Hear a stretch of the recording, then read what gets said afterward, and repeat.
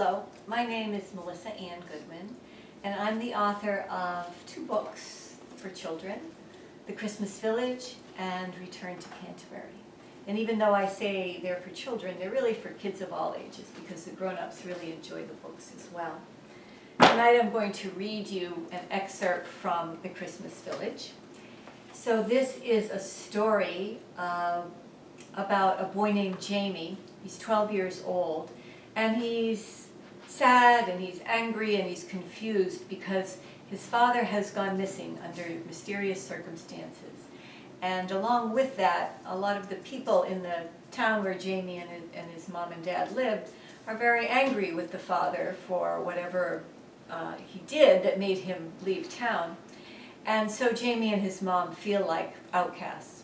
So it's just a little bit before Christmas, and Jamie's mom decides that the best thing that they can do is get out of town for a while and go and stay with her parents, Jamie's grandparents, in a little town called Bell's Crossing in Vermont. So the piece I'm going to read you takes place at the end of their first day there, when Jamie is just coming back from having spent the day outside in the fresh air, and he's come back to the house in the evening. And this is the first time that he sees the Christmas village. Grandpa held a cup of steaming coffee in one hand and a biscuit in the other. A plate of butter and an open jar of strawberry jam sat on the table in front of him. "Come on over here and join me in one of Granny's buttermilk biscuits," he said, pulling a chair away from the table. "These things just melt in your mouth." "Wait, Bart," said Grandma. "There's something I want to show Jamie first." She took Jamie's hand and led him down the hall. "I finished that secret project I was working on this morning." They stopped in front of the living room doors. "Now close your eyes," Grandma said. Jamie obeyed. He heard the doors creak open. "Okay, now you can look." The sweet scent of pine floated on the air. A fire roared in a magnificent stone hearth and threw its heat across the room.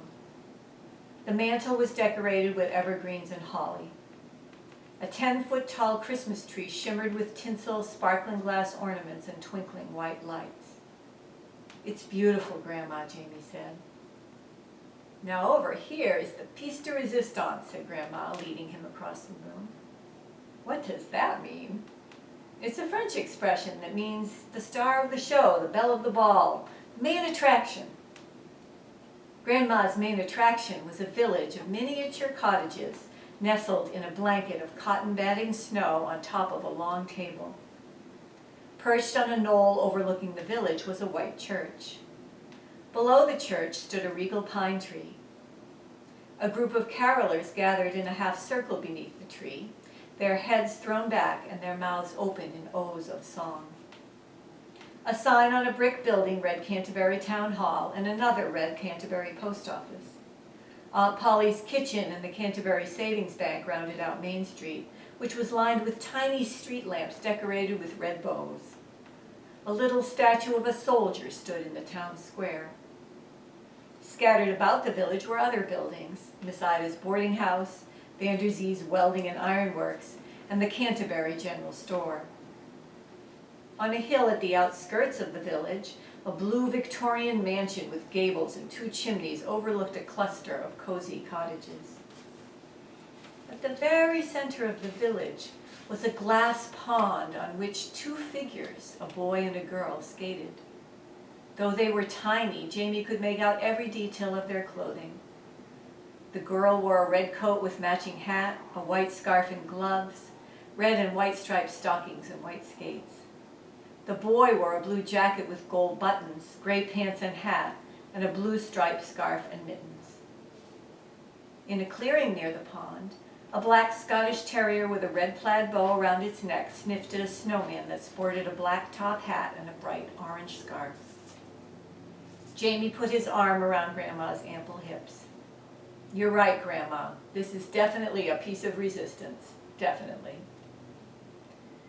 They admired the village in silence, the snapping of the wood fire and the ticking of the grandfather clock the only sounds in the room.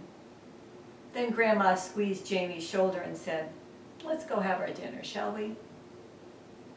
Later that evening, Jamie wandered into the living room for a last look before bed. Crimson embers glowed in the hearth. Grandpa snored loudly but peacefully in his chair.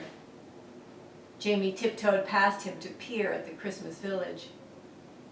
He imagined the skaters trudging home, their skates thrown over their shoulders and their cheeks rosy from wind and cold.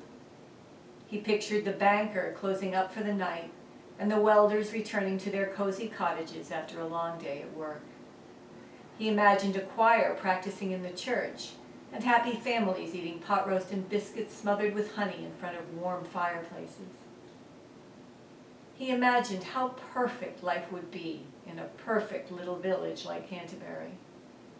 His heart ached to live in such a place where nothing ever changed. "I wish I could live in Canterbury," he whispered. Then he tiptoed past his snoring grandpa and quietly closed the doors behind him. The Christmas Village and Return to Canterbury are available on Amazon.com. If you'd like to hear a little bit more from the book, I have 2 other readings recorded here on YouTube, so please check them out.